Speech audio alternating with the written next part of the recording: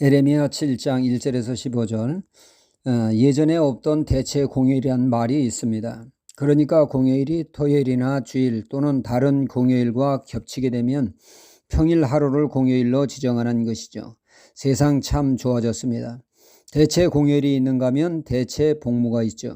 그러니까 현역병으로 군 복무를 하는 대신 공공기관이나 공공시설에서 복무하는 것을 뜻합니다. 가령 방위사업체에서 근무한다든지 말이죠. 대체 공휴일이 있듯이 대체 복무가 있듯이 신앙생활에 있어서 죄를 대체할 것이 있습니까? 회개를 대체할 그 무엇이 가능합니까?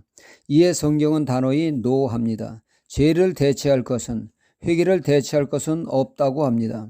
사람들은 대체 공휴일을 만들고 대체 복무를 만들듯이 죄를 대체하는 그 무언가를 만드는데 시도한다는 것이죠. 남유다가 죄 대신, 회개 대신 대체한 것은 바로 성전에 대한 절대적인 신뢰였습니다. 비록 우리가 죄 가운데 살아도 전능하신 하나님이 계신 성전이 있기에 모든 재앙에서 우리를 지켜줄 것이라고 하는 근거 없는 믿음이었습니다. 비록 우리가 죄 가운데 살아도 성전이 우리를 지켜줄 것이라고 하는 그릇된 신앙이었습니다. 그리고 그들은 회개 대신 대체한 것이 바로 성전 제사를 열심히 드리는 것이었습니다. 하나님을 예배하는 자에게 하나님은 구원을 베푸시는 은혜를 베푸실 것이라고 하는 그릇된 신앙이었습니다. 여전히 죄 가운데 살면서 말이죠. 과연 성전이 그들을 지켜주었느냐? 에레미야는 말을 합니다. 실로를 보라 합니다. 실로란 이스라엘 민족이 가나안 땅에 들어와 최초로 성전의 전신인 성막을 지어드린 곳으로, 과연 하나님의 성전이 있던 그곳이 어떻게 되었느냐?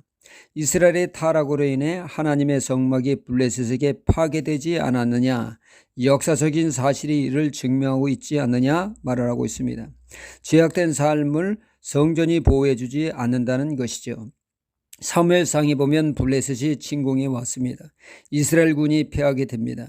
이에 이스라엘 장로들이 행한 것은 전쟁터에 하나님이 우리와 함께 계신다라고 한 증표인 법궤를 전쟁터에 가지고 가면 능력의 하나님이 이 전쟁을 승리로 역사할 것이라는 것입니다. 이에 홈리와 비느하스 제사장이 언약궤를 가지고 전쟁터에 나아갔습니다. 승리를 믿어 의심치 않았습니다. 그러나 결과는 그 반대였죠. 블레셋은 목숨 걸고 싸움으로 싸움에서 이스라엘군이 패배를 맛봤을 뿐만 아니라 그들이 소중히 여기던 법궤까지 빼앗기는 있을 수 없는 일이 벌어졌습니다. 그들이 기대했던 하나님의 역사는 없었습니다. 이는 하나님이 무능해서입니까? 아니죠.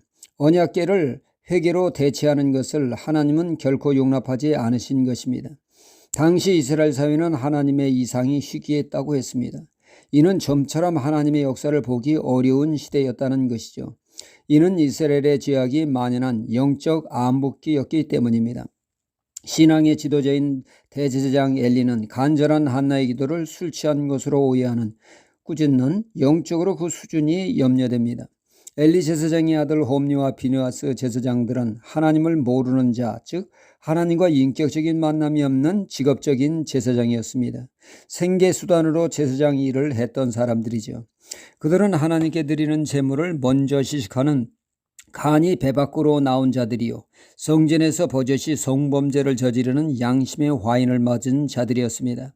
또한 백성의 지도자 장로들은 죄에 대한 회개 대신 전쟁터에 언약궤를 모심으로 승리할 수 있다는 그릇된 확신을 가지는 총체적으로 심각한 죄의 상태에 있었던 것입니다. 전쟁터에 언약궤를 가지고 갈 것이 아니라 국가적인 차원에서 금식을 선포하며 회개함으로 죄악의 사슬을 끊어냈어야 했다는 얘기입니다.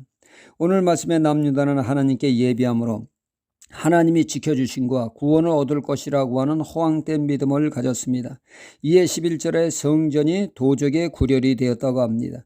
도적의 구렬이란 성전이 죄인들의 은신처가 되었다는 것입니다. 죄에 대한 회개 없이 예배만 잘 드리면 만사 오케이다라고 하는 말도 안 되는 주장된 죄인들의 은신처로 성전이 탈바꿈되었다는 말씀입니다. 죄의 문제를 해결하지 않고 회개 대신 예배를 드림으로 무마하려는 것이 하나님을 용납하지 않으셨다는 것이죠. 이는 순전히 인간적인 생각입니다. 죄악된 삶은 그 어떤 것으로 대체해서는 안 됩니다. 죄는 죄일 뿐입니다. 철저히 회개하여 죄악된 삶에서 돌이키는 것이 하나님이 원하시는 진정한 신앙입니다. 할렐루야.